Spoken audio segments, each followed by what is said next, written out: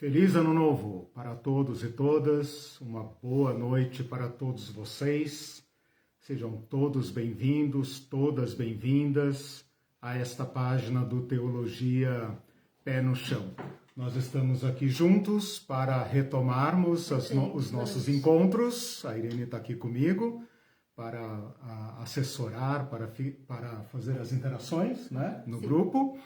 E este, então, é um pequeno curso que nós começamos, um curso de férias, digamos assim, que nós começamos para esclarecer um outro tema que surgiu do curso do ano passado, o curso Apocalipse Pé no Chão.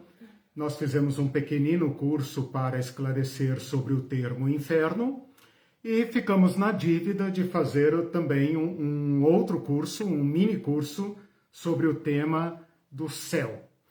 Bom, eu sou Eliseu, sou doutor e mestre em teologia pela PUC aqui do Paraná, somos de Curitiba, mantemos esta página para oferecer material teológico de qualidade abertamente para qualquer pessoa. Levamos a teologia muito a sério, reconhecemos que a teologia tem uma contribuição a dar, tem um lugar na mesa de discussão dos problemas que afetam a nossa vida.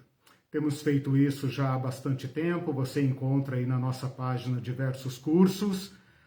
Não deixe de visitar também o nosso canal no YouTube, Teologia Pé no Chão, onde você também terá acesso a esses cursos longos de mais de 40 aulas, ou cursos curtos como esses de 4, 5 aulas, 10 aulas, dependendo do tema.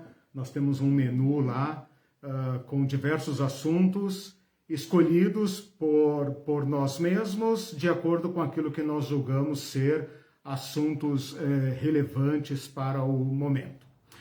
Este curso, então, é um curso de 5 aulas. Nós começamos agora, vamos até a primeira sexta-feira de fevereiro, toda semana, sempre às sextas-feiras, a partir das 20 horas, ao vivo aqui na página do Facebook.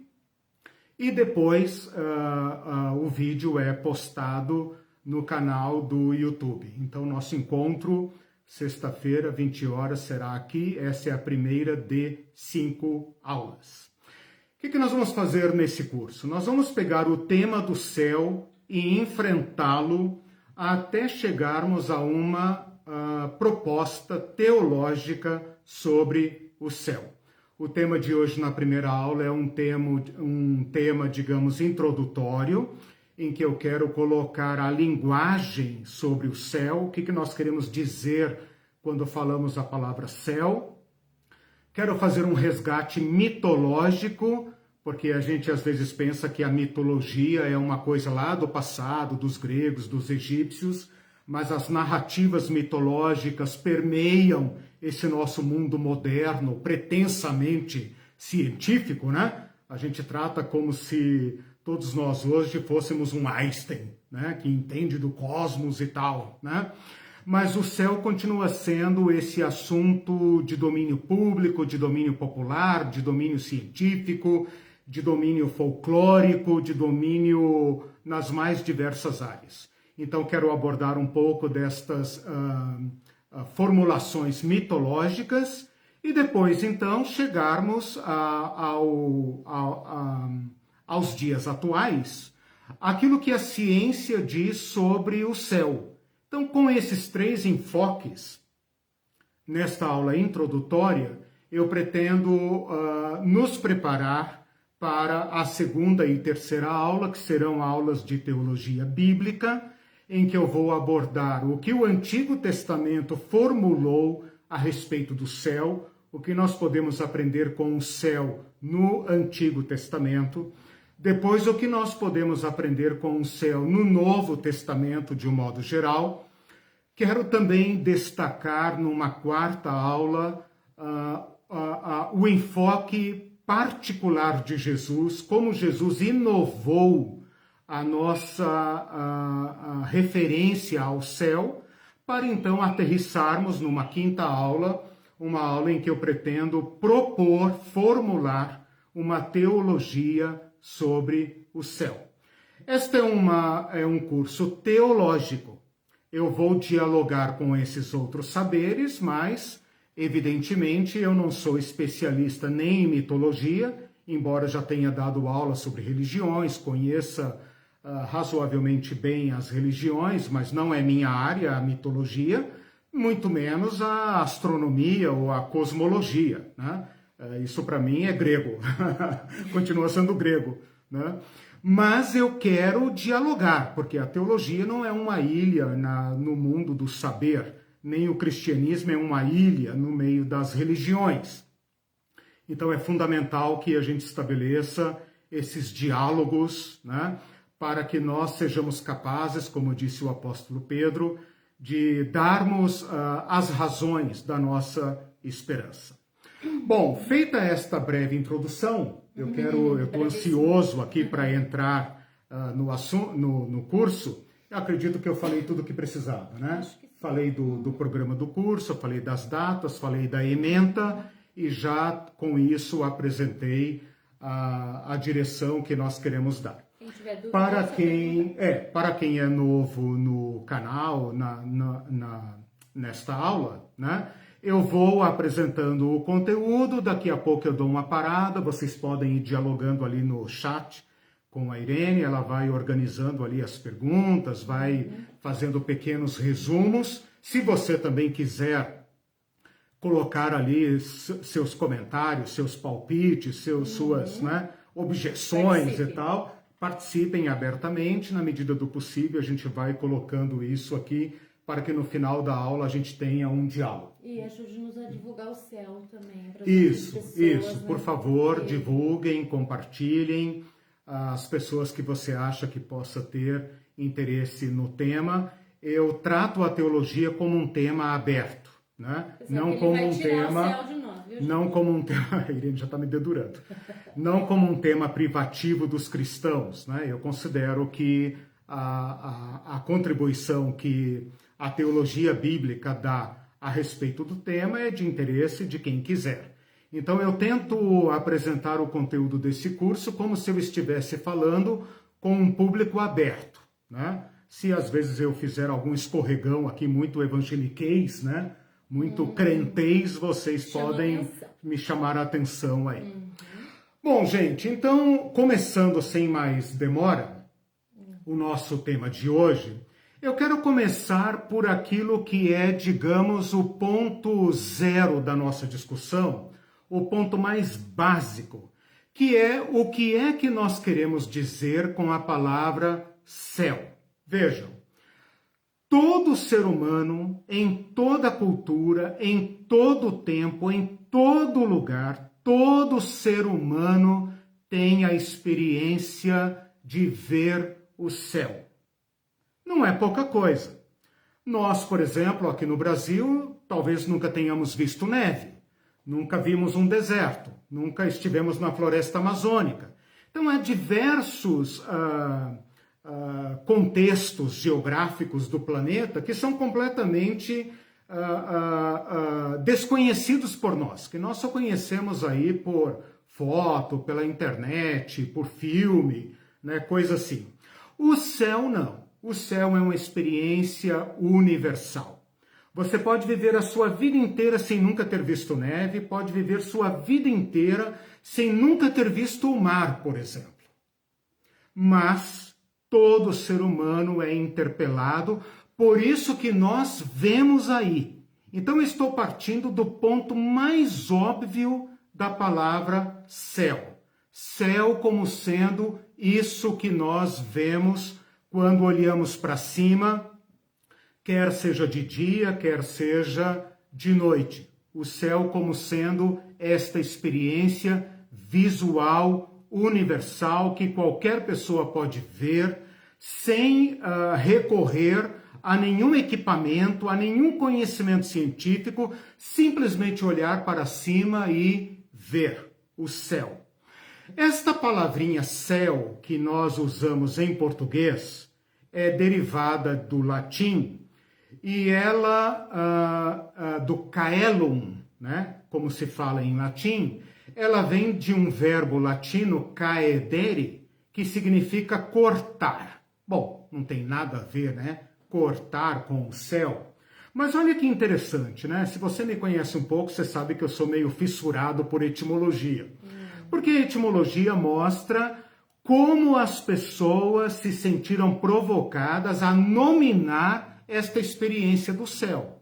Então, no latim, a palavra céu seria como mais ou menos uma dimensão cortada em pedaços. Os cortes do cenário que está acima de nós. Por quê? Porque os romanos olhavam para o céu para recolher sabedoria, para entender os tempos, para saber quando agir, quando plantar, quando semear. Algo mais ou menos como a astrologia. E para olhar o céu, eles cortavam o céu em regiões. E essas regiões, então, eram cortadas em círculos, né? E a partir desses círculos, os augúrios, que eram os adivinhos, faziam então os oráculos do céu. Então a nossa palavra céu vem desta origem, a origem mais primitiva de observar o céu com esta curiosidade que pressupõe uma certa relação entre nós e o céu que está aí. De alguma forma, as pessoas antigas perceberam que esta dimensão que está aí acima de nós controla a nossa vida, afeta a nossa vida, para o bem ou para o mal. Então, esses antigos olhavam o céu, olhavam o movimento dos astros, se perguntavam pelo caminho do sol, pelas fases da lua, pelo movimento das estrelas, tentando estabelecer esta relação com esta dimensão que está aí do céu. Em português, a palavra céu é extremamente elástica. E é isso que eu quero falar agora com vocês. Eu quero fazer uma depuração, uma limpeza semântica. Eu quero que a gente pegue a palavra céu, que é tão familiar, parece que nós temos certeza do que é, né? E vocês vão perceber que não é bem assim. Então vamos pegar a palavra céu e vamos ver como ela é elástica. Como nós usamos a palavra céu num sentido que vai de um extremo ao outro. Por exemplo, se você abrir o dicionário, vamos começar do zero, né? Se você abrir o dicionário, você vai ver que nós usamos céu para tudo que está no ar. Por exemplo, nós falamos os pássaros voam no céu. A Bíblia fala muito isso, né? As aves do céu. A gente olha para cima e fala as nuvens do céu. A gente fala o céu está escuro, o céu está claro. Nós falamos, por exemplo, céu estrelado. Nós falamos o avião está no céu, né? Nós podemos usar essa palavra num sentido que vai desde aqui, bem perto de nós. Por exemplo, quando eu era criança em São Paulo, a gente enchia o céu de pipas, né? Em São Paulo, pipa é quadrado, é o único lugar do mundo em que não se fala pipa, é quadrado. Então a gente soltava quadrado. E naquela época também não era crime soltar balões. Então, em junho, a gente enchia o céu de balões, né? Era um Deus nos acuda, né? Hoje, felizmente, é proibido. Mas é bonito. Mas era bonito. Que ninguém nos ouça, né? Então, veja, nós podemos falar do céu desde essa dimensão aqui, ao alcance de uma pipa, né? Soltar linha, etc., para ter uma pipa. E a minha pipa, o meu quadrado, se enlaçava com o quadrado da rua do lado, né? Então, mesmo esta coisa, a altura da minha linha, do meu cerol, que na época também era permitido, a gente falava céu, né? Tá no céu. Exato. Hoje também é crime, não pode mais. E aí nós subimos um pouco mais e nós falamos dos aviões no céu. Nós subimos um pouco mais, e aí nós já saímos um pouco do campo visual, e nós pensamos, por exemplo, aonde estão os satélites, os balões meteorológicos, a estação espacial, nós vamos mais para cima. Depois nós podemos ir mais para cima ainda e nós pensamos na Lua. Depois, para muito mais acima, nós podemos pensar nas estrelas. Nós olhamos o céu à noite, especialmente quando você está num lugar de pouca iluminação elétrica, em que você pode ver o céu estrelado, é uma experiência rara hoje em dia. E você fala as estrelas do céu, né? E além disso, para concluir esta análise elástica da palavra céu, nós ainda falamos Deus está no céu, Jesus foi para o céu, fulano morreu e foi para o céu, os anjos estão no céu, né? Então nós usamos a palavra céu desde aqui, das alturas dos pássaros, até o infinito das estrelas, e além disso, nós ainda falamos do céu como sendo a morada de Deus. Então eu poderia resumir esta abordagem assim: o céu físico, o céu atmosférico, né? O céu espaço, universo, e o céu transcendental. E tudo isso está contido nesta palavrinha céu. Então a primeira pergunta que a gente poderia fazer aqui é a seguinte: o que é que nós queremos dizer com céu, afinal? Eu até coloquei uma pergunta lá no meu Facebook dizendo: como nós podemos falar do céu depois da NASA? Depois que o homem subiu à Lua? Depois que os telescópios rastrearam a galáxia, a Via Láctea? O que é que nós queremos dizer quando eu digo, por exemplo, a vovó morreu e foi para o céu? Né? Ela foi para onde? Para a galáxia? Ela foi para o planeta? Ela foi para um buraco negro? Veja, nós estamos trafegando entre sentidos da palavra e nós precisaremos fazer um esclarecimento, um recorte para definirmos o que é que esta palavra significa no sentido teológico. Apenas a título de esclarecimento e comparação, olha só, no inglês se usa duas palavras para distinguir este céu físico do céu transcendental, né? Por exemplo, a gente fala sky para céu físico, o céu das nuvens, o céu do avião, o céu das estrelas. Mas quando nós queremos falar o Deus do céu ou os anjos do céu, a palavra é heaven, né? Então, eles criaram no idioma deles uma distinção, né? É muito interessante isso, que aquela cultura, aquele povo sentiu a necessidade de fazer essa distinção. Nas línguas latinas, né, até onde eu pesquisei, até onde eu estou informado, mas com certeza em português, em espanhol, em italiano, etc., nós falamos céu para desde as aves dos céus, aqui os passarinhos que voam, né, até os anjos do céu, é tudo céu. Né? E é a partir desta conceituação que nós temos que partir. Hoje nós já sabemos que o céu, na verdade, não existe. Né? Que esta experiência visual, primitiva, esta experiência que todo ser humano tem de ver o céu azul, não existe. O que nós temos é um profundo e infinito, entre aspas, espaço. E que este azul que nós vemos nada mais é do que uma ilusão de ótica, né? Segundo os especialistas, a luz do sol batendo na atmosfera, nas partículas do ar, cria esta ilusão do azul. E dependendo da posição do sol, dependendo da umidade do ar, da poeira do ar, essa cor pode tender para o rosa, para o laranja e etc. Ou pode ficar mais escuro ou mais claro, conforme a gente sabe muito bem. Mas, de um modo geral, isso que nós vemos acima de nós é nada mais, nada menos do que o infinito espaço. Isso não muda o fato de que nós vivemos com esta consciência de vivermos como que protegidos por essa calota, né?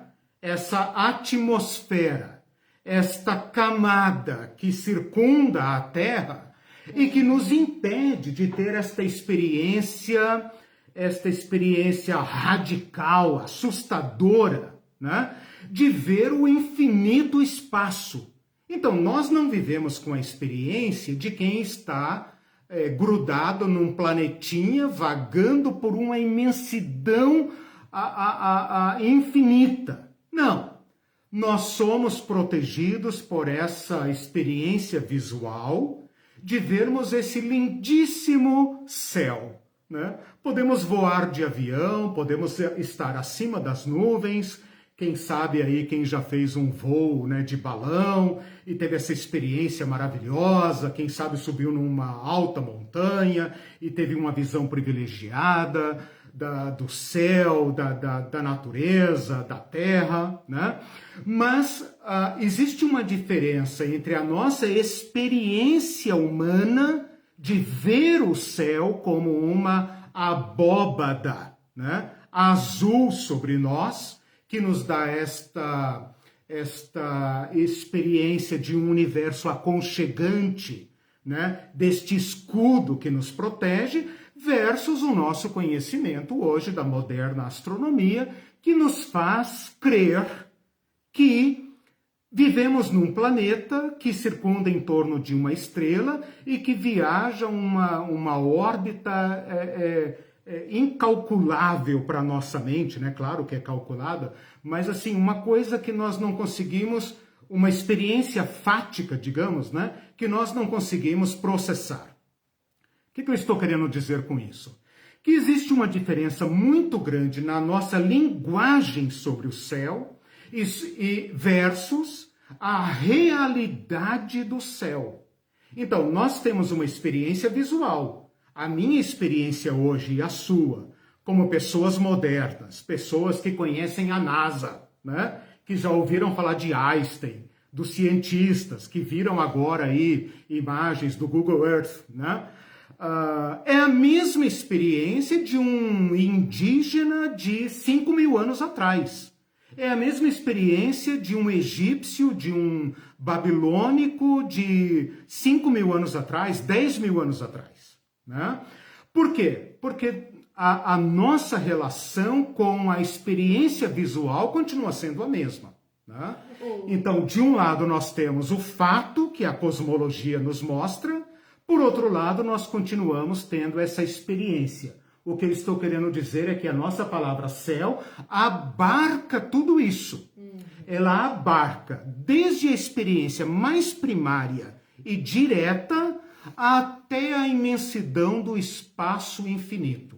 E nós tivemos que, então, introduzir no nosso discurso, no nosso vocabulário, novos termos para dar conta desta amplitude. Mas a nossa experiência continua sendo a mesma. Eu olho para o céu e vejo o azul lindo, né, do espaço.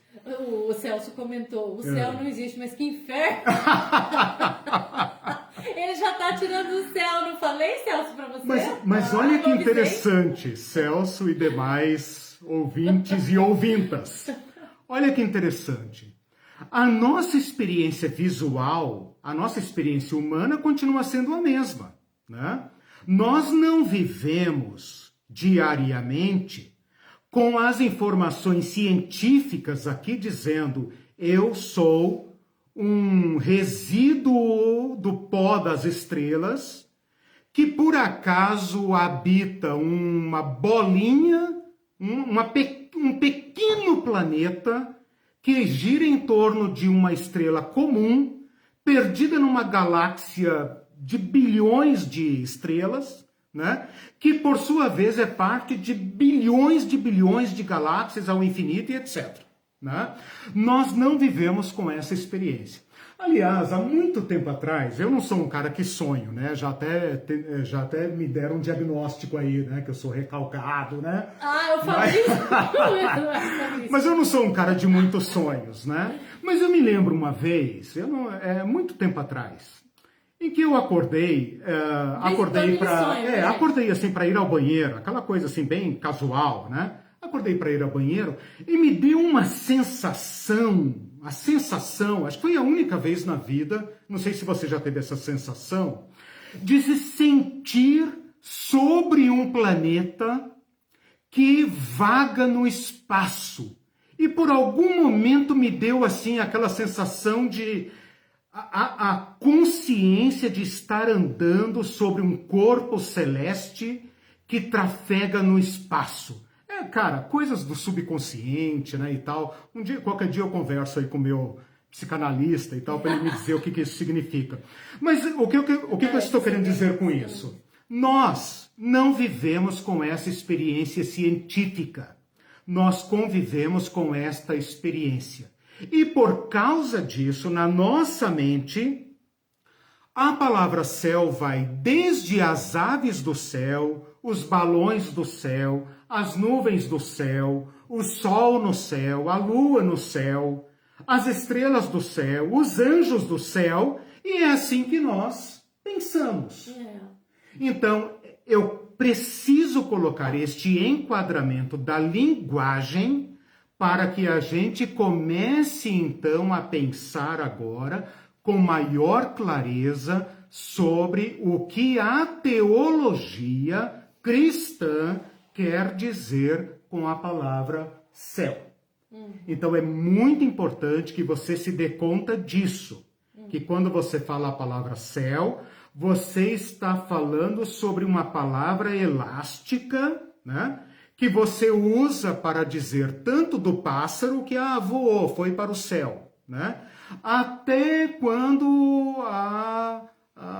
o parente querido faleceu e você fala foi para o céu. Ou você fala para as crianças, né? Virou estrelinha, foi para o céu, né?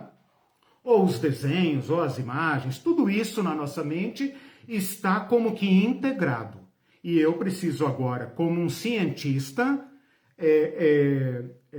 separar estes conceitos para limpar a linguagem. E então a gente poder prosseguir agora de modo delimitado no foco que este curso pretende dar. Agora, preste atenção que nós continuamos usando uma terminologia inexata, né?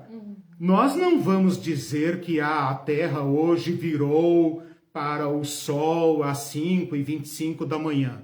Não, nós vamos dizer que o Sol nasce. Nós vamos dizer que o Sol se põe. Deus que me livre tirar a poesia, não é? De um pôr do Sol. Mas Einstein já nos disse, né? E todos os cientistas já nos disseram que o Sol não se põe. Ora, mas nós continuamos dizendo que aqui para mim, na minha experiência visual, o Sol se põe. Eu não quero nem saber se é a Terra que gira, se é o Sol que gira, né? Eu vou continuar olhando e contemplando o nascer do Sol, o pôr do Sol, as diversas cores que se formam no horizonte, né? Nós dissemos que Jesus subiu para o céu. Mas meu irmão, minha irmã, olha uma foto da NASA e me diga se o céu está em cima ou embaixo ou do lado. Percebe? Mas nós continuamos dizendo que o céu é para cima, né? E o carinha lá do Polo Norte, do Polo Sul, do Japão, da Coreia, das Filipinas, todos eles continuam dizendo que o céu está em cima. Por quê? Porque essa é a nossa experiência humana de viver numa terra plana, né? Porque é plana mesmo, para mim, para todos nós é plana, né? Eu não consigo perceber na minha experiência humana a redondeza da Terra, né?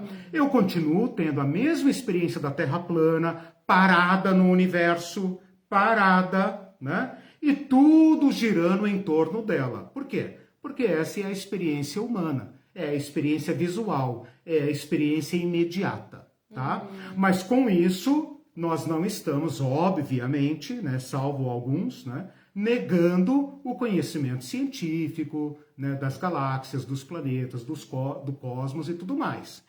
O problema que eu coloco aqui para vocês é o seguinte: como nós vamos falar do céu como esperança cristã em face de tudo isso? Exatamente. Quando a gente fala ir para o céu, nós estamos querendo dizer o que exatamente? Então, o céu vai para cima, vai para lá, vai para cá, é outra galáxia, é uma constelação, é um planeta. E ninguém sabe direito. Existe uma criptonita aí em cima, que é o mundo do Superman, azul e verde, em que Deus mora, né?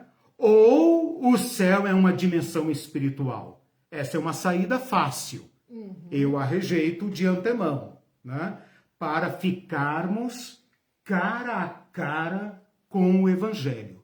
Então eu preciso tirar este folclore, estas experiências imediatas, para nos colocarmos frente a frente com o Evangelho de Jesus Cristo. Gente, perguntas, comentários? Deixa eu falar aqui, não pode perguntar, só que eu acredito que você não vai dar as respostas, vai poder dar todas as respostas agora, porque tem 5 aulas, né? Então, mas antes... Antigo Testamento é próxima aula, certo. Novo Testamento depois e tal. Hoje eu quero que vocês se concentrem nesta linguagem do céu, que é muito importante. Agora, na sequência, eu vou falar sobre as mitologias a respeito do céu. Como é que surgiu e depois sobre a ciência do céu. Certo. Tá? Então, vamos assim compartimentalizar, isso, né? Para a gente poder esclarecer. E aí, né? Não percam as aulas. Eu sou obrigado eu estou comprando uma briga aqui, então eu sou obrigado a entregar o que eu prometi. Né? E vamos ver, né? Porque na última que você vai devolver o céu, né? Vamos ver se vai achar um céu. Não, a partir da próxima aula, eu já começo a colocar elementos da revelação do céu. Ok. O Lindmar está dizendo, fez uma pergunta, e o terceiro céu? Mas acredito que Sim. Então, em breve, nas próximas aulas... Na próxima aula eu falo sobre isso. E o Celso diz assim, que você falou, o que será esse céu? Ele diz, logo no início, ele já comentou, na cultura de grande parte dos evangélicos, o céu remonta à sensação de terem asas nas costas, segurando liras, usando vestes brancas, vendo Deus sentado num trono e o melhor desta terra, desfrutando do condomínio com casas de ouro e ruas de diamantes, e as portas são isso nos permite já, Celso, entrar na mitologia. Né? Deixe-me entrar então na mitologia. O que eu quero dizer com mitologia? Né? Vamos primeiro pensar um pouco, depois se você quiser pesquisar no dicionário e tal, para ter uma noção melhor. Mas veja, a mitologia, ela tem assim, digamos, acepções populares que não correspondem à definição correta da palavra. A palavra mitologia vem de uma raiz grega que significa relatos, narrativas, contos. Então, o que eu quero dizer com mitologia? Eu quero dizer que, em face do céu, então vamos pensar nas culturas antigas, né? Vamos pensar nos clãs, nos primeiros povos, nos povos lá pré-históricos, nos antigos impérios, nos egípcios, nos babilônios, nos sumérios, fenícios, China, Índia, o que você quiser, né? Pode ir lá para trás, pode ir lá para onde você, lá para as cavernas, né? Onde você quiser. Onde você conseguir retroagir na história, você terá um ser humano interpelado pelo céu. Ou seja, a experiência do céu é imediata. Todo ser humano capaz, que tenha olhos, vai ver o céu e não poderá ignorar o céu. Ele imediatamente vai perceber que do céu vem a chuva, do céu vem o sol, do céu vem a lua. Ele começa a perceber que o sol é importante para viver. Ele começa a perceber que a água da chuva é importante para viver. Ele começa a perceber que a lua interfere na agricultura. Então ele percebe claramente que a vida dele depende do céu. E que o céu tem coisas boas, mas também tem coisas assustadoras. Por exemplo, um raio, né? Você imagina numa cultura antiquíssima, um raio que cai numa árvore e queima imediatamente, ou que cai no meio dos animais e mata, ou que cai no meio de um clã e mata algumas pessoas. Então, essa experiência fascinante e, ao mesmo tempo, aterradora, obriga o ser humano a pensar o céu. E ele, então, é obrigado a formular explicações sobre o céu. Estas explicações, fruto da observação do céu, é que nós chamamos de mitologia. Então, mitologias são narrativas populares, culturais, para explicar fenômenos. Uma característica da mitologia é que ela vai usar personagens fictícios, digamos assim, mas isso não é o mesmo que alegoria, não é o mesmo que ficção. Então, quando, por exemplo, os gregos chamam o céu de Urano e chamam a terra de Geia ou de Gaia, ele não está contando histórias de carochinha. Ele está usando personificações para expressar realidades complexas. Então, a mitologia tem uma importância muito grande, né? Nós, por exemplo, nós, pessoas modernas, que somos obrigados a abandonar a mitologia e aderir à ciência, como nós não somos cientistas, nós ficamos num certo vazio. Por quê? Porque nós não temos narrativas para explicar as coisas estranhas, né? Você conversa, por exemplo, com um caipira, por exemplo, uma pessoa que nasceu, viveu a vida inteira num sítio. Por exemplo, eu conheci pessoas que nasceram no sítio, viveram para sempre ali e já eram idosos quando a luz elétrica chegou na casa deles, no interior do Mato Grosso do Sul. Essas pessoas, elas são carregadas de mitologia. Por quê? Elas têm que dar explicações. Eu me lembro muito bem de plantar um pé de mamão, né? Encantado com a minha vida agrária, né? de bicho da cidade grande, pensando, opa, quero plantar as coisas e tal. E eles falaram, você não pode carpir o pé do mamão. Se você carpir o pé do mamão, se você passar enxada no pé do mamão, ele não dá. É claro que um cara paulista como eu, paulistano do asfalto, ia rir do caipira, né? E o mamão não deu. Ele usou uma mitologia, um conhecimento inato dele para dar uma explicação, né? Deve ter uma explicação melhor sobre isso. Mas não significa que porque eu não sou um caipira do mato, que eu tenho acesso a um conhecimento científico, né? Então você acaba se passando, na verdade, por um ignorante.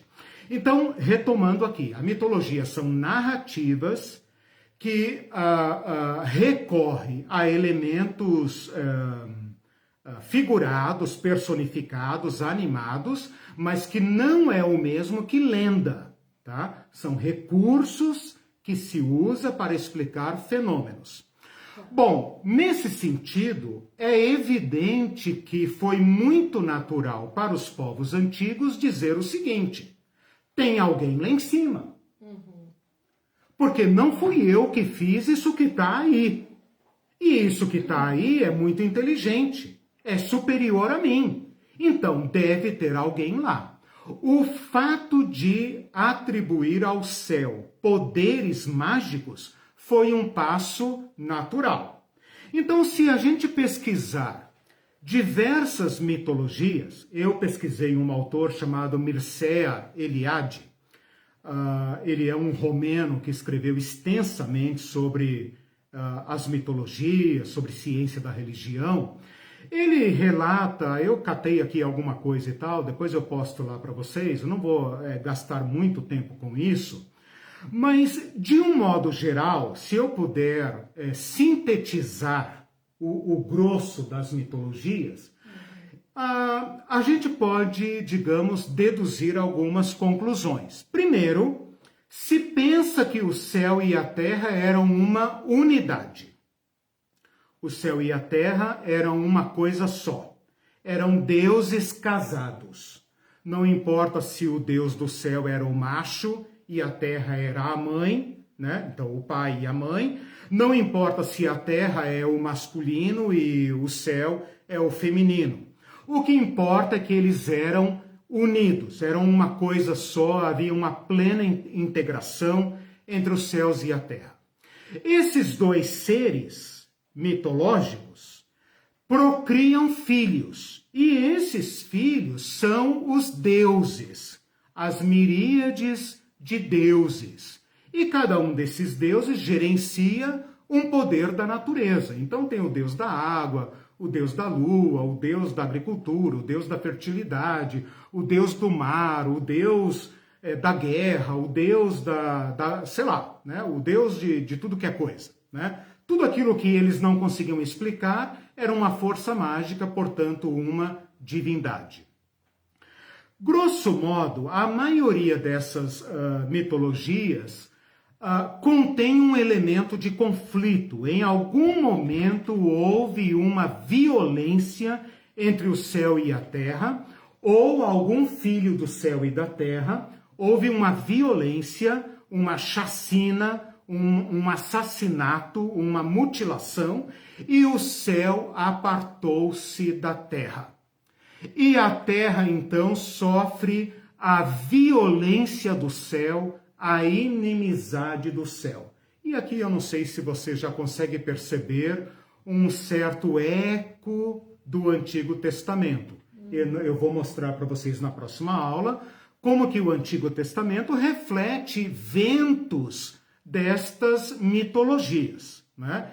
Ele dialoga com essas mitologias, dá continuidade a elas e também rompe com elas. Então, isso é material da próxima aula. Mas é muito interessante notar esta percepção de que não há uma amizade entre o céu e a terra. Que o céu odeia a terra. E que para a terra subsistir, ela tem que comprar os favores do céu. E ela vai fazer isso através de pessoas especiais. Então, logo que esta mitologia vai criando corpo, vai dando sustentação ao modo de pensar a natureza, o que acontece? Pessoas especiais, com poderes especiais, a quem o céu atribui o seu favor. É assim que vão nascer os reis divinos. Cada um desses povos divinos vai ter um rei Deus, um filho de Deus, um ser semidivino, um ser poderoso, um ser mitológico, digamos, um herói. Alguém a quem o céu escuta. Isso está na origem da Babilônia, da Suméria, da Acádia, do Egito, de Roma, da Grécia, da Índia, da China. Você pode rastrear as mitologias que o fenômeno, salvo algum detalhe específico, vai se repetir. Terra e céu eram uma unidade, houve uma profunda ameaça entre eles, o céu agora é uma ameaça para a terra e depende de um mediador sagrado para manter o cosmos em paz. Então, o rei, o faraó, o rei divino, o sacerdote, o bruxo, o xamã, alguém é o elo de ligação, eu ia falar, né? Mas elo já é ligação, né? O elo do céu com a terra para manter as coisas em equilíbrio. Se houver qualquer desobediência a este elemento escolhido dos deuses, ai de nós. O céu nos engole, o caos, o abismo, as águas do abismo vêm para cima de nós e tudo vai por água abaixo, eu ia dizer, né? Vai para a água adentro.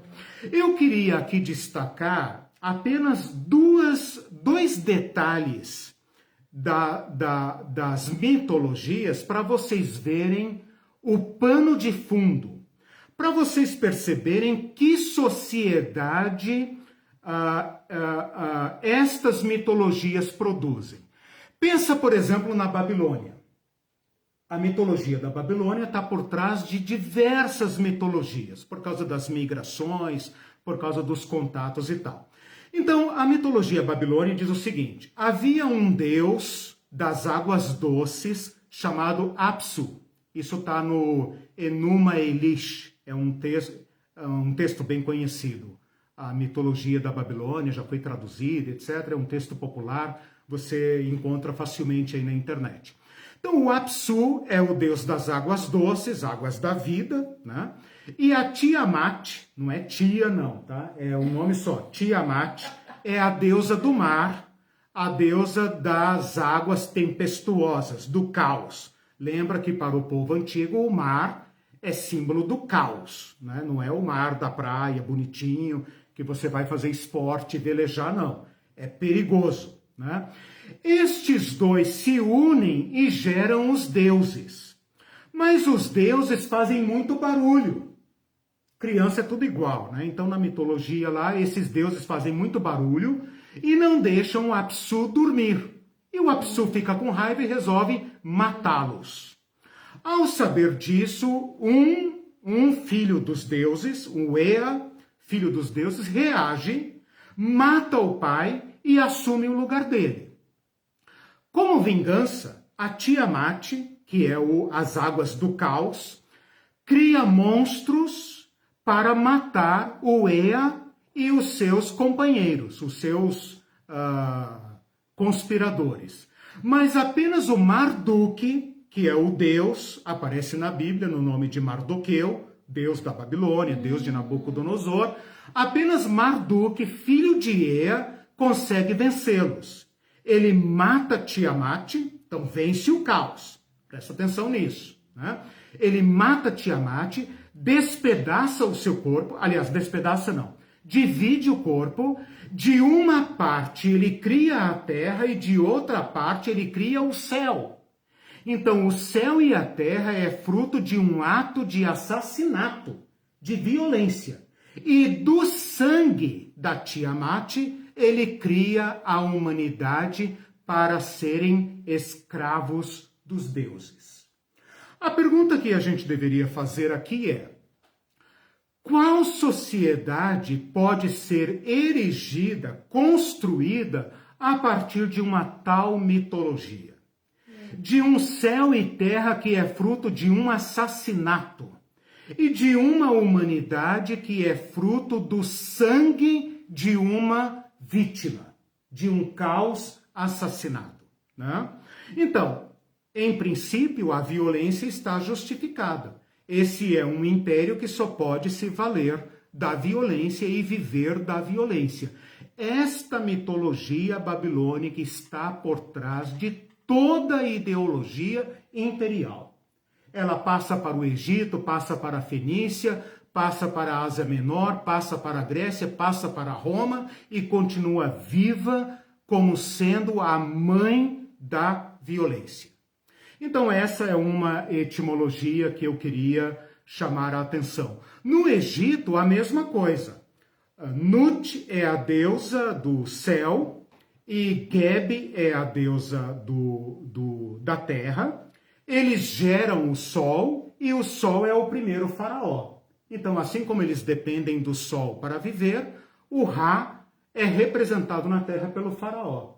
Por isso, quando Moisés vai falar com o faraó, ele está falando com o próprio Deus, né? E este Deus é a coluna central do Império Egípcio, da lógica imperial do Egito. E este faraó, ao morrer, ele sim é levado ao paraíso. Ele sim é levado a este mundo divino. Então percebam aqui que nas mitologias ninguém vai ao céu, a não ser os filhos dos deuses. Esses vão ao céu. Né? Então, apenas o semideus, o herói, o violento, né? Aquele que derramou muito sangue, o poderoso, aquele capaz de subjugar o caos e manter o universo em ordem, esse tem assento no paraíso dos deuses. Então tem toda uma mitologia egípcia em torno disso, as pirâmides são testemunhas disso, os sarcófagos, as múmias, o livro dos mortos, toda essa religião egípcia está em torno do sacerdote. O resto é resto, né? O resto é escravo de Faraó e todos eles devem obedecer Faraó para que a terra continue sendo fértil. Se eles desobedecerem o Faraó, eles estão ofendendo o Deus do céu. Se eles ofenderem o Deus do céu mata todo mundo. Bom, então a coisa continua assim, na Índia a mesma coisa, na China a mesma coisa. Eu achei muito interessante que na China a mitologia não dá nome ao céu. O céu é o supremo Deus. A mitologia chinesa, ela chega ao céu e ela não consegue ultrapassar o céu. O céu governa o império. O céu está centralizado em cima do império chinês. É o céu que elege o imperador. E o imperador governa enquanto o céu se agrada dele. Enquanto ele consegue manter o poder, enquanto ele consegue manter os inimigos afastados, enquanto ele consegue dominar o império. Se ele fizer qualquer besteira, isso significa que o céu não o aprova mais. E então o céu tem que mostrar quem é o novo escolhido. Então o céu governa a terra. O céu na China, nessa mitologia chinesa, se chama Tien. Então o Tien é o deus que governa o império. E o imperador chinês é apenas um representante do Tien.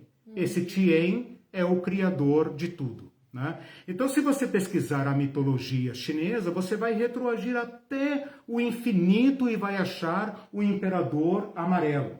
Né? E esse imperador amarelo, ninguém sabe se ele existiu, se não existiu, se ele é do céu, se ele é homem, se ele é Deus, mas esse é o pai da nação chinesa até hoje. Ok? O Eduardo Fabrício está lembrando que o Tiamat é o nome daquele dragão poderoso da Caverna do Dragão. Isso. Foi esses desenhos, né? Acho que é isso que você está mencionando. Esses desenhos recuperaram muito da mitologia, né? Então a Tiamat e tal, tudo isso é muito conhecido aí do pessoal. E também o nosso contato com os desenhos chineses e japoneses, né? Também nos colocou muito aí em contato com esse material, né? Interessante. O Israel disse que o que eu mais gosto é o Hulk. Mas percebe como nós, né, temos essa cultura da mitologia, né? O que são os super-heróis, senão uma reedição, né, dos seres poderosos do passado. Será que o homem se sente limitado e aí ele crê em algo maior que ele, mais alto, mais elevado, e daí a ideia de estar acima, no céu? Então, né? Olha o Deus acima de todos. Isso, exato. Então, olha aí, a Irene falou aqui o Deus acima de todos. Percebam como a lógica do império permanece a mesma. O poder político precisa de uma legitimação religiosa para dominar. O Deus acima de tudo nada mais é do que uma releitura do mito dos impérios antigos. Por que um governante que tem uma constituição que lhe dá os poderes constitucionais do poder executivo precisa invocar o Deus acima de todos para se colocar? O Estado não é laico? Nós não precisamos de Deus acima de todos. Exatamente. Basta a Constituição.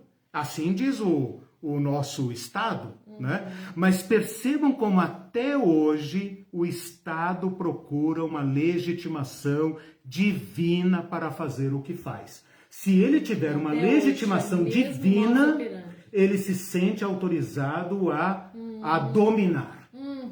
e a requerer uma obediência que vai além da obediência constitucional devida para uma obediência fanática e cega. Isso conquista os religiosos de plantão, sejam católicos ou evangélicos, né? Isso. Então agora vocês estão percebendo por que é que eu estou fazendo a abordagem mitológica.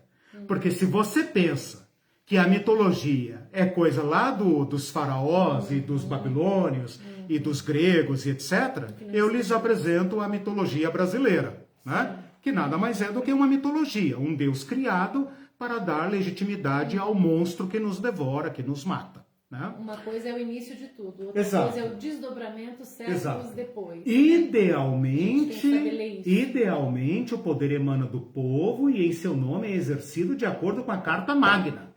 Na prática, os poderosos invocam o poder de um Deus que a ideologia dele quer estabelecer. Né? Então, vejam como isso é perigoso. E é por isso que eu estou fazendo essa busca aqui. Bom, por último, antes eu vou dar lugar. Eu só quero ainda falar da mitologia grega, porque a mitologia grega é mais próxima de nós e ela vai aparecer no Novo Testamento. Então, guardem isso para a aula de Novo Testamento, tá? Na mitologia grega, que é lá dos anos 700, 800, 500 a.C., época de Isaías, época de Miqueias, a época de Jeremias, mais ou menos por aí, né? Até a época de Daniel, talvez, né? Por aí, os gregos apresentaram a sua mitologia a respeito do céu. Então a mitologia deles é mais ou menos a seguinte: a Gaia é a deusa da terra. Ela se auto-engravidou, é uma produção independente, né? Sem o macho. Ela se auto-engravidou de Urano. E Urano é o deus do céu. Ele se casa com a própria mãe, percebam aí o incesto originário, né? Ele se casa com a própria mãe e ele gera então os seres mitológicos, os titãs, os ciclopes, né? Todos aqueles monstros lá, aqueles bichos esquisitos lá da mitologia grega. Esse Urano no céu cobre a Terra e gera então filhos com ela, né? Então veja a experiência visual. Nós estamos aqui na Terra, na Mãe Terra, né? Percebam como essa mitologia está presente, a Gaia, né? A Mãe Terra, e o céu aí que nos cobre, né? Nos cobre, então ele fertiliza a terra. E ele gera esses poderes da natureza, né? E são poderes, às vezes bons, às vezes não tão bons, às vezes ameaçadores. O problema é que Urano tem medo e ciúme desses filhos que são também seus irmãos. E ele os prende na terra. Então todos esses poderes estão presos na terra. A Gaia, a Terra, fica com raiva de Urano e incita os filhos contra o pai. Mas nenhum dos semideuses, né, dos titãs, querem estender a mão contra o pai. A não ser um, que é o Cronos, da onde vem a nossa palavra cronologia, né? O Cronos, que é o deus do tempo. Ele, então, aceita atacar o seu pai. O que ele faz?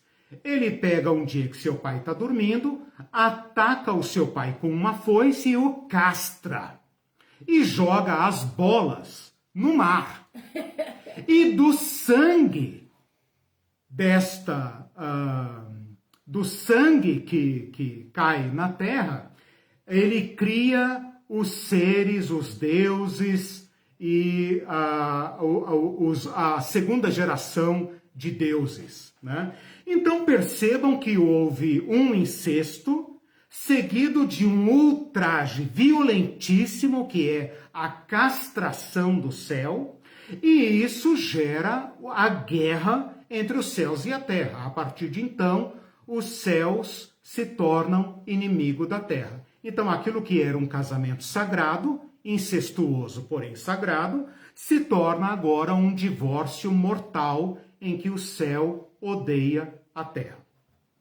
Esse Cronos também se casa com uma de suas irmãs e gera deuses, mas você conhece a mitologia a respeito dele. Ele teme os filhos, ele teme que os filhos deem um golpe nele, assim como ele tinha feito com o pai, e ele devora todos os seus filhos. Assim que nasce, ele engole. A esposa dele, então, não querendo ficar sem filhos, engana o pai e salva um desses filhos. E esse, então, é o Zeus.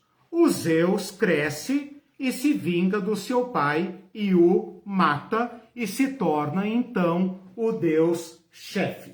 Então, o deus da mitologia grega, o deus principal da mitologia grega é o Zeus, que é quem? Filho de uma relação incestuosa, de uma relação calcada na violência, e que fez um golpe gigantesco, matou todos os inimigos e tomou o controle do Monte Olimpo. E esse, então, é o deus principal que vigora, evidentemente, até a época de Cristo e tudo mais. Ele é romanizado como Júpiter, ele é romanizado como Júpiter, e desta constelação de deuses é que nós, então, entramos no período do Novo Testamento. É claro que esta mitologia, na época de Cristo, já está mais ou menos superada pela filosofia, A filosofia clássica grega substitui a mitologia por uma abordagem mais racional, Mas os nomes permanecem. Tanto que quando nós entramos na quarta aula, na terceira aula, e falarmos do Novo Testamento, a palavra para céu é Uranus. Então vai acontecer com o céu no Novo Testamento a mesma coisa que aconteceu com o Hades naquele curso do inferno. Okay. O Hades traz a mitologia para a teologia. E neste caso aqui, o Urano, que é o Deus, que é o céu, em grego, a palavra grega para céu é Urano, vai entrar no Novo Testamento, trazendo essa reminiscência, esse eco da mitologia. Então, quando nós entrarmos no Novo Testamento, nós teremos que fazer esta limpeza semântica novamente. Com isso, eu encerro a parte da mitologia, apenas para mostrar para vocês alguns pontos em comum com o Antigo Testamento, com a nossa teologia judaica, mostrando alguns problemas que também vão aparecer no Antigo Testamento e no Novo Testamento. Por exemplo, o céu é nosso amigo? O céu é bom para nós ou é uma ameaça para nós? É isso que nós temos que ter em mente. E a mitologia reconheceu esse problema e deu as suas próprias versões a este fenômeno. Por que o mesmo céu que nos dá a chuva, que irriga a nossa terra, também nos mata? O céu é bom ou é mau? Como nós podemos obter o favor do céu? Como nós podemos viver em paz e segurança aqui neste planeta? As estrelas gostam de nós ou elas estão lá nos observando e nos ameaçando? O que nos mata vem de onde? O que nos ameaça vem de onde? Então, toda essa problemática aparece nas mitologias e, como deu para perceber, as mitologias permanecem no fundo da nossa sociedade. A nossa sociedade é pretensamente moderna, científica e etc. No fundo, nós carregamos as nossas mitologias, o nosso esoterismo, a astrologia. A astrologia é o quê? Senão uma reminiscência das mitologias, dos astros que governam a nossa vida, que estão na casa tal, no zodíaco, não sei o quê, não sei o quê. O que é isso senão resquícios da mitologia? Então nós somos profundamente mitológicos. Meu objetivo é limpar a teologia dos resquícios mitológicos. Então, olha a tarefa que nós temos pela frente, né? Sim. Então, a segunda tarefa seria essa, pausa para os comentários, comentários. E as perguntas que estão se evolucionando. O próximo passo será a cosmologia. Tá? O Israel disse legitimação divina, obscuridade cristã da Idade Média e Baixa Média, a pior que conhecemos. Exatamente. E ele acha que nós fazemos uma reedição de tudo isso.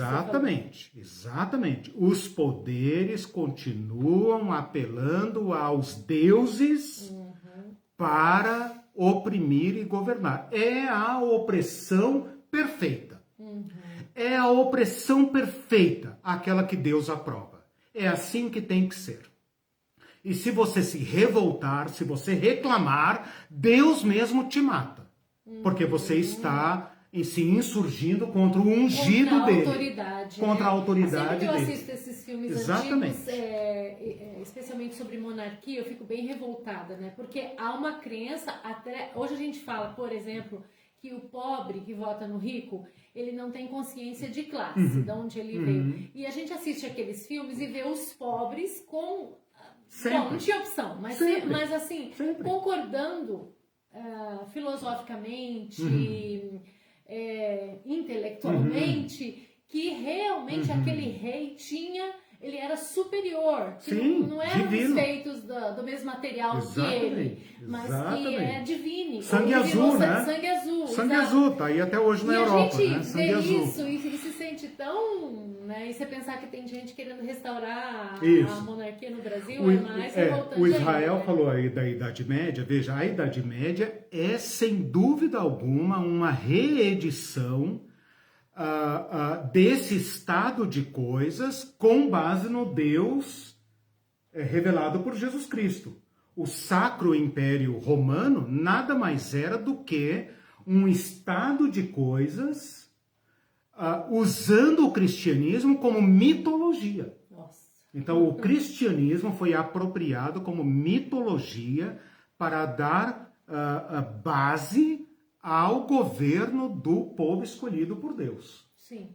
O Celso diz assim, a mitologia nórdica destaca deuses e heróis do céu, Asgard, Odin e Thor. Isso, exatamente. Sempre a mesma versão. Sim. Os heróis, os poderosos, os violentos, né? Quem são os eleitos dos deuses? Os violentos. Né? Os que são a revolução é o caos. Entende? A movimentação de pessoas é o caos, representa um monstro que tem que ser combatido. O que Faraó fez quando os escravos começaram a reivindicar direitos? Oprime mais. Com mais trabalho. O que fez Roboão quando o povo escravizado por Salomão falou, alivia o nosso jugo. O que ele fez? Aperta mais. O que a nossa teologia o que a nossa ideologia do mercado livre está fazendo conosco agora? Pobre pode pensar, estudar, reivindicar? Não!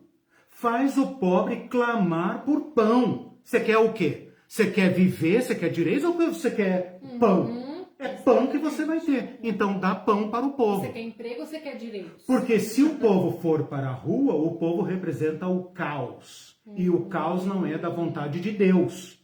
Porque Deus é o Deus da ordem e do progresso. Entendeu? Okay. Então, a mitologia está aí. Então, né? você acha ela muda de nome, mas ela é a mitologia. Como o Israel disse, uma reedição. Uma né? reedição. E todos os povos partiram dessa ideia de céu, de elevado, de ter superior de mitologias. Sim. Então, nós temos aí muitas mitologias. De um modo não só geral. A grega, né? Sim, eu falei de várias. Chinesa. Você pode, se alguém tiver curiosidade e até quiser fazer uma contribuição aqui para o nosso curso, o Celso acabou de falar da nórdica, né? Dos nórdicos. Então, assim, você pode ir na mitologia que você quiser. Fenícios, irlandeses, celtas, né? Você pode ir onde quiser. Você vai achar traços em comum, tipo um vaso comunicante, né?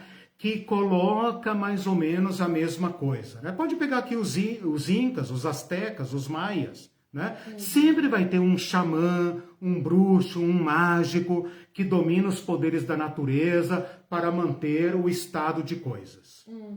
Só para cantar aqui um pouco a bola, o Deus do Antigo Testamento é o Deus dos escravos, o Deus das hordas, dos escravos, que dá direito ao órfão, estrangeiro e à viúva, aonde está o caos social.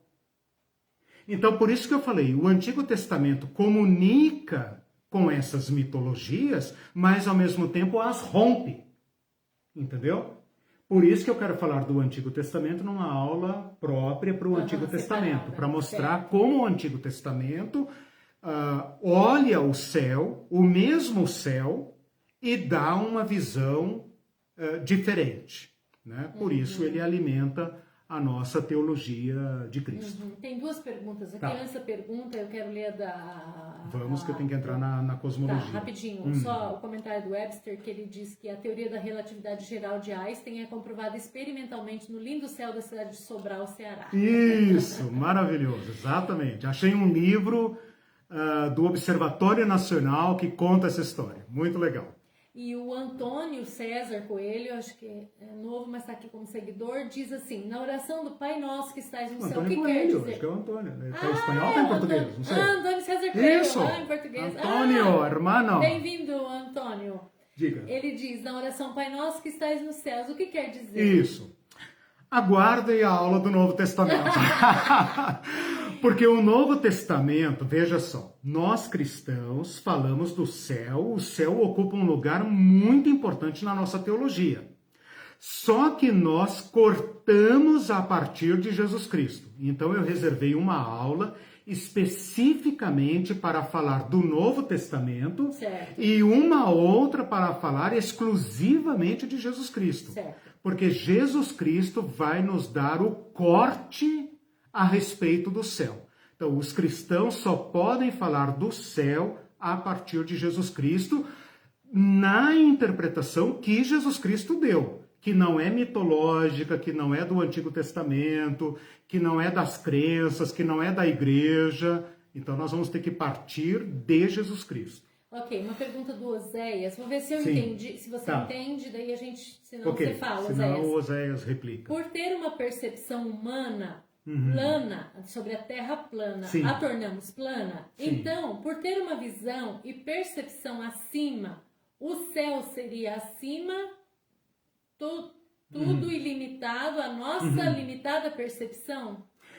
Eu acho que ele está falando da percepção que nós temos, a percepção visual, né? A percepção da Terra, né? Eu tenho até um pouco de pena do pessoal da Terra plana, porque é óbvio que a nossa experiência é de uma Terra plana, né? E é óbvio que o céu está aí para nós, né? Essa cobertura azul está aí para nós, né? Agora... eu vou entrar agora na cosmologia, né? Então, Oséias, se eu acho que a gente não captou muito bem a tua ideia, recoloca ali, porque agora, enquanto você recoloca, eu vou entrar na cosmologia para dar, digamos assim, o toque final desta abordagem que eu preciso fazer, ok? Certo. Então, deixamos a mitologia de lado e passamos agora para a cosmologia. Ok. Ao falar de cosmologia, eu estou ciente de estar praticando um anacronismo. O que é um anacronismo? Estou usando um termo moderno para falar de pesquisas e de observações antigas, né? Então, mas tudo bem, você entende o que eu quero dizer com cosmologia, estudo do cosmos, né? Ou astronomia, estudo dos astros, né? Astrofísica, ok?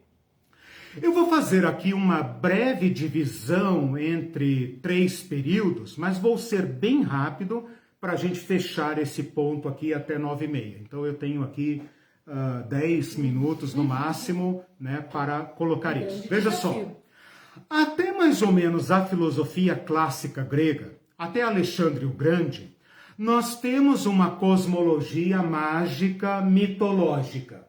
Então, de Alexandre o Grande para trás, ou de Sócrates para trás, de Platão para trás, nós podemos jogar todo esse conhecimento do céu numa cosmologia mágica mitológica.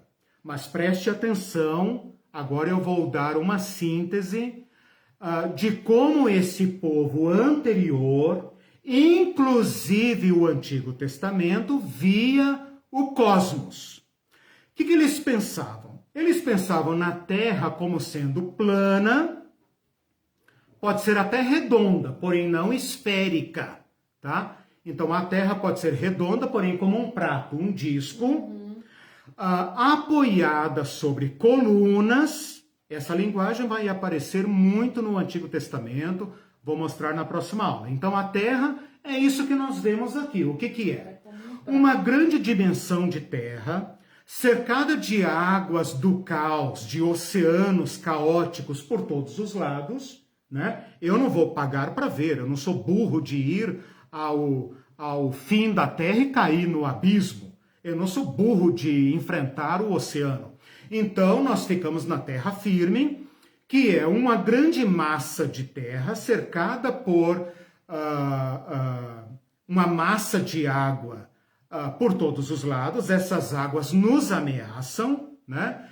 Há nessa terra grandes e elevados montes, e o céu é como uma abóbada. O céu é como um teto. O céu é como um teto de ferro, um teto sólido, azul, que nos cobre. Então você pode pensar num ovo. Pode pensar num ovo. No fundo do ovo, um ovo deitado, né? Um ovo deitado.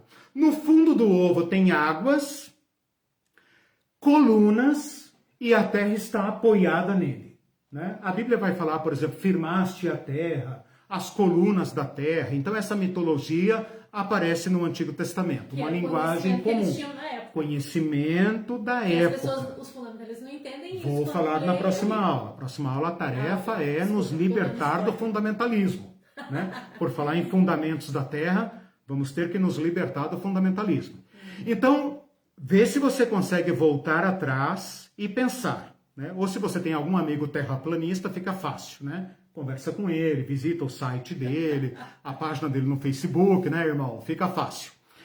Então, o mar é uma água ameaçadora que nos cerca por todos os lados. Tem grandes montanhas que se elevam até o céu. A Bíblia fala muito disso, né? Eleva-se até o céu, uma torre que vai até o céu e etc. Os deuses estão acima do céu. Entre a terra e o céu, o que nós temos? Nós temos, numa primeira dimensão, as aves dos céus, as nuvens do céu. Um pouco mais para cima, nós temos o sol e a lua, os grandes luzeiros, né, que governam a terra. Então, a terra é o centro, tá? O sol percorre o seu caminho, né, do oriente para o ocidente. A lua também tem o seu ciclo, ambos percorrem o céu é um teto assim redondo, é a parte de cima do ovo, né? Então, o céu é um teto sólido, tá? Acima do sol e da lua tem as estrelas que estão fixadas nesse teto, ok? É de lá que vem a chuva. Então, é uma cosmologia baseada na observação mais primitiva. O que você vê? A Terra. Quanto mais eu ando, o que eu vejo? Terra. Os povos da Terra. Alguns dizem que tem água no fim da Terra. De fato tem. Se você caminhar e cruzar os oceanos, os continentes, você vai chegar às águas. Deus que me livre de entrar nas águas. É lá que estão os monstros, né? O Leviatã, a Raabe, né? Os monstros estão lá. Então, Deus que me livre o mar, né? Apenas alguns povos desenvolveram a navegação, né? Como os fenícios, os gregos, etc, etc. Os cartaginenses e tal. Mas, via de regra, o povo antigo é um povo da terra firme, né? E o céu é um teto. Então, quando nós falarmos de mundo no Antigo Testamento, ou seja, no mundo anterior a Cristo, nós temos que pensar neste universo em 3 andares. O primeiro andar é o céu, O céu é sólido, é um teto, como o teto da tua casa. O sol é como essa lâmpada que está aqui no teto da minha casa. Ele gira, ele sai de um lugar e se põe no outro. A terra é fixa, é central e abaixo dela está o abismo para onde vão os mortos, o abismo insondável. Lá estão os deuses malignos, os seres perigosos, ameaçadores, né? E também o lugar dos mortos, né? Em algum lugar aí do centro da Terra. Então o segundo lugar é a Terra e abaixo as águas caóticas, né? E dentro da Terra o Seol ou o Tartaro, né? O Gehenna, o Gehenna não, né? O Gehenna já é uma coisa judaica, desculpem. Mas o Sheol e o Tartaro, ou seja lá o que cada mito diz, né? Para onde vão os mortos e onde moram os monstros, né? Na mitologia grega, Atlas é um deus daqueles que Zeus puniu e o obrigou a carregar a terra. Então, se você olhar seria 4 andares, ou esse das águas estaria no terceiro. Esses é o terceiro. Terceiro. Que são esses. Vamos pensar num cosmos em 3 andares. Né? O céu se apoia nas montanhas. Certo. Então, o céu, ele desce como um teto redondo, por isso é uma abóbada, né? Que se apoia na terra. Os seres especiais são aqueles que conseguem trafegar. Por isso que o povo de Babel, o povo da Torre de Babel, queria subir ao céu. Porque era assim que eles pensavam, né? Hoje a gente pensa, que idiota, né? Queria subir no céu. Mas o céu para eles era um céu alcançável, né? As pessoas subiam ao céu. Aliás, as pessoas não. Os seres especiais, os seres lendários, né? Os seres sagrados, eles subiam ao céu. Então, essa é a cosmologia que nós temos no Antigo Testamento até Cristo. Mais ou menos na época da filosofia clássica, o Aristóteles, né, sintetiza uma cosmologia que vai dar lugar a uma cosmologia que vai até Galileu Galilei. Então, de Aristóteles até Galileu Galilei. Nós temos a cosmologia da Terra como central. Mas agora não tem mais aquela coisa do abismo embaixo e tal. A Terra é redonda, esférica. Então, a partir do ano 300 a.C., desse período clássico, a Terra deixa de ser uma Terra plana, passa a ser uma Terra esférica, tá? Ninguém sabe o que tem do outro lado dela, mas a Terra é esférica e ela está no centro do universo. O universo é pequeno, o universo é bem pequeno. Ao redor da Terra gira a Lua, o Sol, Vênus, Júpiter. Tem aí uns 8, deixa eu ver se eu tenho aqui anotado. Tem aí é Lua, Mercúrio, Vênus, Sol, Marte, Júpiter e Saturno. São 8, né? 1, 2, 3, 4, 5, 6, 7. 1, 2, 3, 4, 5, 6, 7. 7 elementos que giram em torno da Terra. Então, o Aristóteles, e depois dele um tal de Ptolomeu, já depois de Cristo, consolida essa cosmologia geocêntrica. A Terra está no centro do universo. Aristóteles, né? Aristóteles, que sintetizou, não estou dizendo que foi ele que inventou, mas é da época dele. Ele fala da Terra como sendo esférica, porque na estética grega a forma esférica é a perfeita. Então a Terra é redonda. Então o pessoal da Terra plana está 2.300, 400 anos atrasado. Aristóteles já sabia que a Terra é redonda, que ao redor dela gira a Lua, deixa eu ver aqui, a Lua, Mercúrio, eles já conheciam Mercúrio, já conheciam Vênus, o Sol girava em torno da Terra, Marte, depois do Sol, Marte, depois Júpiter, que era um deus, o principal deus, e depois Saturno. Os outros planetas não eram conhecidos nessa época. Esta cosmologia vai predominar por força dos teólogos da Igreja Católica, como Tomás de Aquino, até Galileu Galilei. Portanto, até 500 anos atrás, arredondando, né? Menos de 500 anos atrás. 500 e poucos anos atrás, até Galileu Galilei, que é aí do ano 1500 e bolinha, né? Deixa eu ver se eu tenho aqui a data do Galileu Galilei, 1564, 1642, século XVI, gente. Ontem, até Antonte, a ciência dizia que a Terra era o centro do universo, em torno da Terra giravam esses 7 corpos celestes e as estrelas.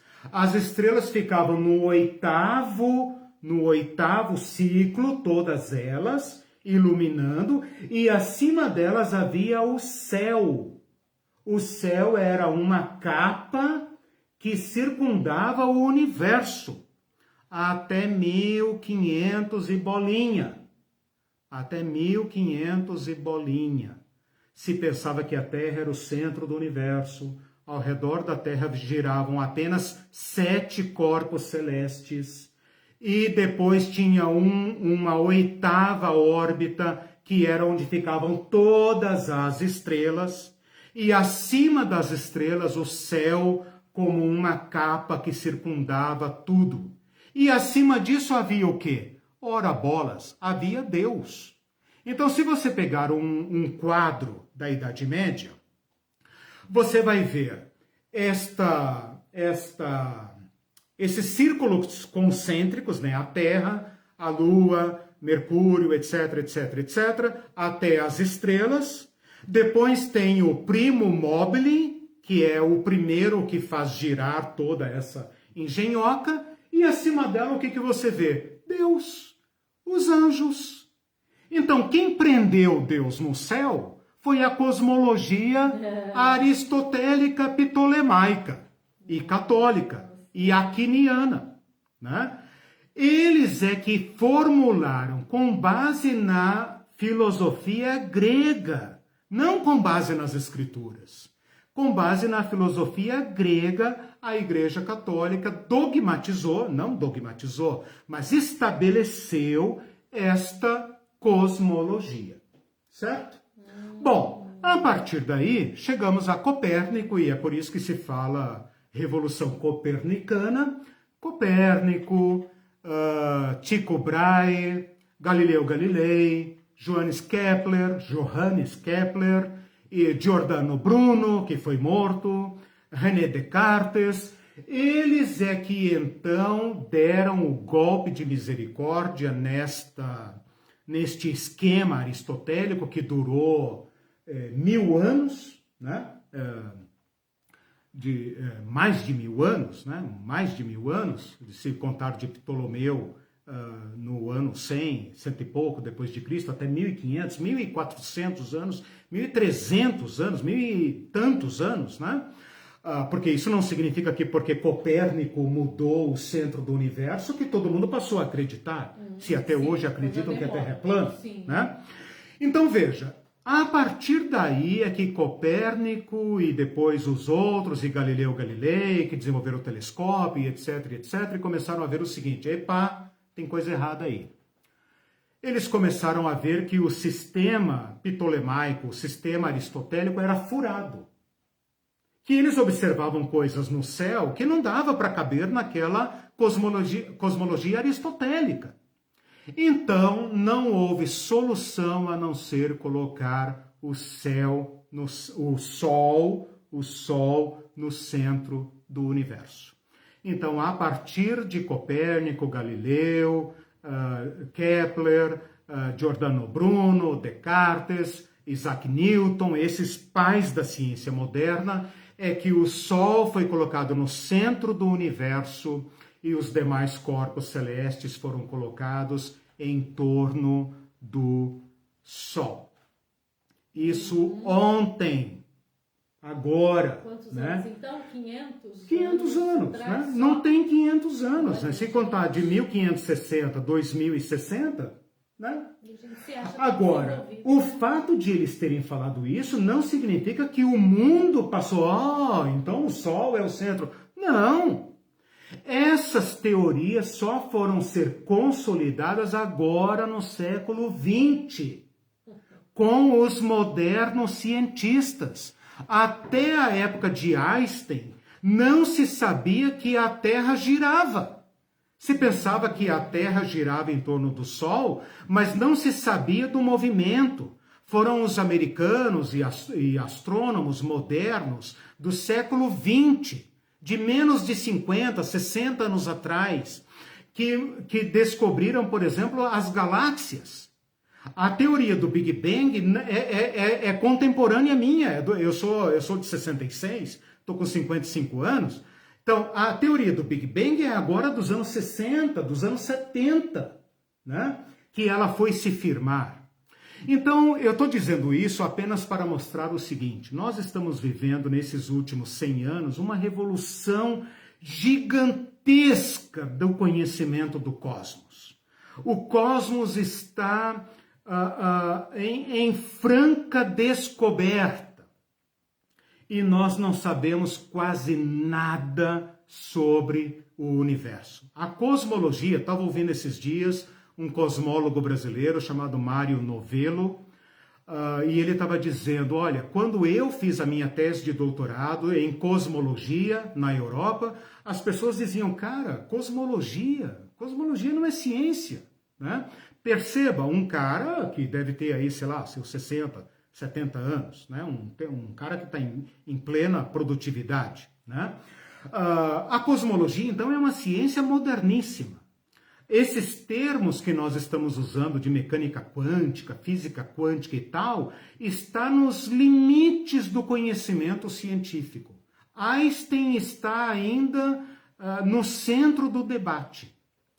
O que eu quero dizer com essa cosmologia? Que nós viemos daquela terrinha plana, que tinha o céu como um teto, passamos para aquela cosmologia geocêntrica, pequenininha ainda, passamos para uma cosmologia em que o Sol é o centro, para uma cosmologia agora aberta, em que nem o Sol é o centro de nada, nem a nossa galáxia da Via Láctea é o centro de nada, e que nós estamos num universo absolutamente aberto, cuja ciência tateia para entender,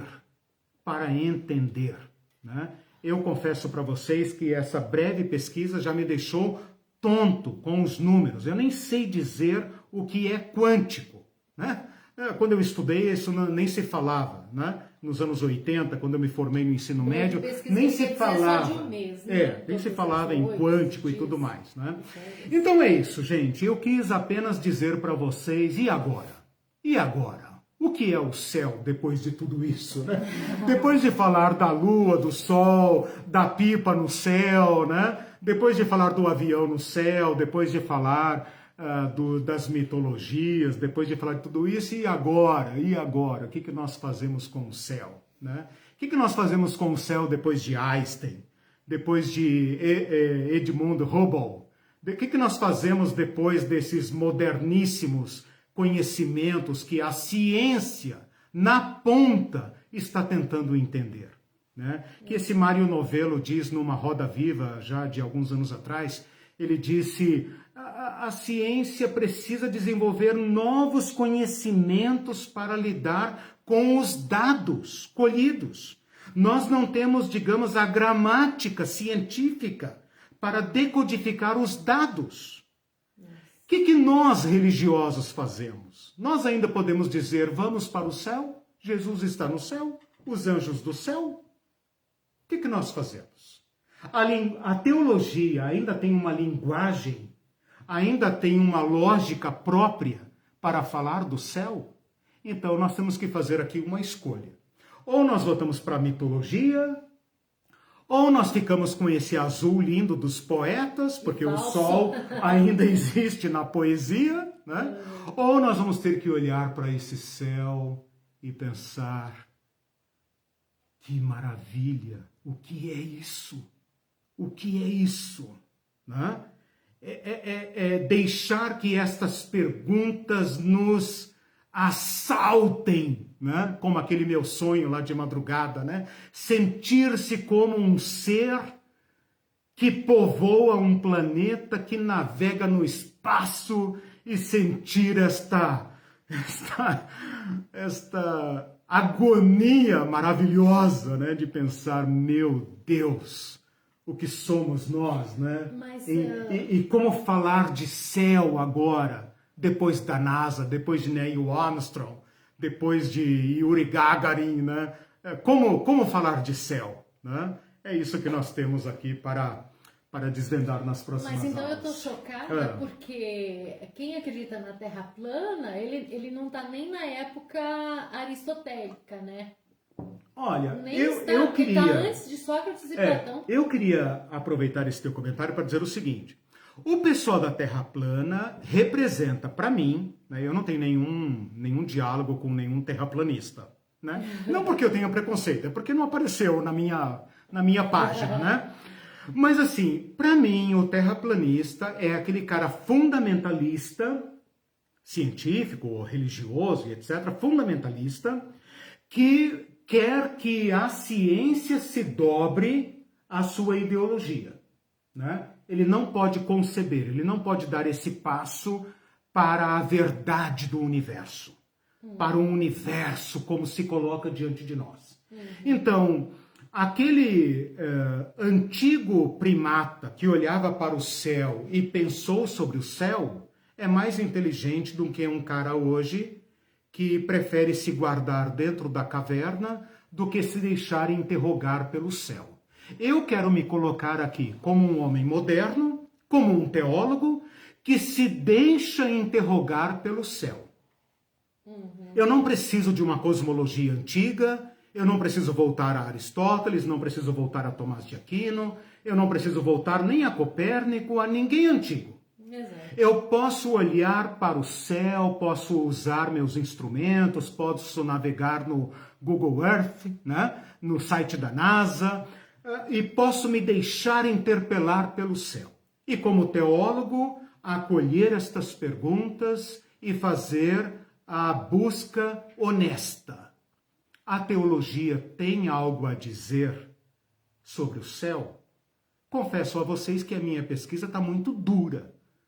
Está muito dura. É difícil descobrir o céu aí. Porque não é difícil descobrir o céu. Está difícil descobrir o diálogo da teologia com as ciências. Certo. Entende? Parece que os teólogos continuam nas suas torres falando dos anjos e do céu, né? Da escatologia. E os astrônomos continuam lá, obviamente, né? Achando ridícula toda postulação, toda formulação que não seja aquela da matéria bruta, né? Mas existem possibilidades de diálogo, e é aí que eu quero entrar, né? Existem teólogos conversando com a astronomia, existe a astronomia ouvindo teólogo, e é aí que eu quero entrar. Então, não é um curso para especialistas, né? Mas é um curso para nós, para mim. Eu estou fazendo uma busca pessoal de respostas. E vou compartilhar com vocês, então, nessas próximas semanas. Perguntas, comentários, para a gente... O Celso diz, já não olhe, já tempo. estouramos o tempo. Não olhe para cima. Bem lembrado, né? Eu estou aqui para dizer, look up! Olhe para cima! Exatamente. Olhe para cima, olhe para baixo, olhe para dentro. E se a teologia não tiver coragem de enfrentar essas respostas, então as favas com a teologia. Eu estou aqui como teólogo para dizer a teologia tem o que dizer. Né? Que o nosso corte vem por outro caminho. E é isso que eu quero mostrar na próxima aula. Como que a Bíblia, mesmo não sendo um livro de astronomia, corta caminhos e propõe formulações que nos permitem agora encarar o céu. Ok. O Israel diz, vamos fazer um podcast. Eu faço papel terraplanista, porque ele disse assim, aí em cima, vem aí os multiversos. Pois é. Sim, multiverso. É a linguagem da nova cosmologia. Não sei se não. sabem. O Facebook está falando de metaverso. Metaverso. Multiverso é a última palavra da cosmologia. O metaverso. O multiverso há universos e universos e universos. Tá, okay. Ou universos que estão em expansão e em contração. Esse Mário Novello mesmo, ele fez história na cosmologia mundial por ir para trás do Big Bang. Para ele, o universo é cíclico. Ele é ateu e para ele o universo é cíclico. Ele se contrai e se expande. E nós estamos vivendo agora a era da expansão. Mas em algum momento ele vai se contrair numa partícula de energia e vai explodir de novo e vai formar outro universo. Né? Então, multiversos. As ficções estão explorando tudo isso, exatamente, né? Exatamente. Várias, como se diz, realidades que existem ao mesmo tempo, né? Virtuais, né? E tudo isso. Então, podemos dialogar com esses saberes aí. Universos paralelos, né? ok. Exato. E, eu não quero aceitar o universo paralelo na linguagem espiritual. Já vou cantar essa bola aqui. Tem isso? Jogar para o mundo espiritual é a resposta fácil. Né? Então, a resposta fácil você pode, né, ler qualquer revistinha aí. Eu não aceito a resposta fácil. Né? Então, não vamos jogar para o mundo espiritual. Jogar para o mundo espiritual é fácil. O mundo espiritual, nem eu nem você conhecemos, então beleza. Tudo que você não entende, você joga no mundo espiritual. Então, essa é a resposta fácil. Essa não tem vez aqui no nosso curso. Nós queremos uma resposta melhor. A Frankelle Reni lembrou do Black Mirror, que eu falei para você, que de metaverso, né? Isso. A ficção faz esse papel de aguçar a nossa compreensão. O Eduardo Fabrício colocou Interestelar por Eliseu, aula bônus. Ele é palhaço. Legal. A Simone não conseguiu chegar a tempo. Tá, beleza. A aula vai ficar gravada, vai para o canal daqui a pouco, tá? Pode divulgar. Quem não tem Facebook, pode dizer que a aula vai para o canal. E o Antônio falou fenomenal. Joia, obrigado. E a Cristina Caetano reduz o universo e a vida à sua micropercepção, né? Esse negócio de terraplanista, né? Isso, exatamente. Né? A nossa experiência humana continua sendo essa pequenina, né? Eu não estou dizendo que nós agora temos que viver com esse... o multiverso e tal. Não, nossa experiência continua sendo essa pequenina. Só não podemos nos fechar à verdade, porque o Cristo em quem nós cremos disse, eu sou a verdade. E toda a verdade é a verdade de Cristo. Né? Então nós não podemos nos fechar. Se fechar não é mais teologia, aí é outra coisa. Né? A teologia, ela se abre às perguntas. Né? Beleza? Próxima aula, enquanto a Irene vê aqui, próxima aula, Antigo Testamento. Vamos mergulhar no Antigo Testamento em busca de respostas colhidas do Antigo Testamento. Tá? E outra coisa, quem não assistiu do Inferno, gente, já existe um mini-curso tem um mini-curso sobre o Inferno. De repente a gente coloca aqui nos comentários o link, para quem não assistiu, a Amanda não tinha assistido, aí comentou. Tá, tem um curso lá, 4 aulas, bem densas sobre isso. Gente, tchau para vocês, forte abraço, nos vemos na próxima sexta-feira. Tchau, gente, tchau. beijo.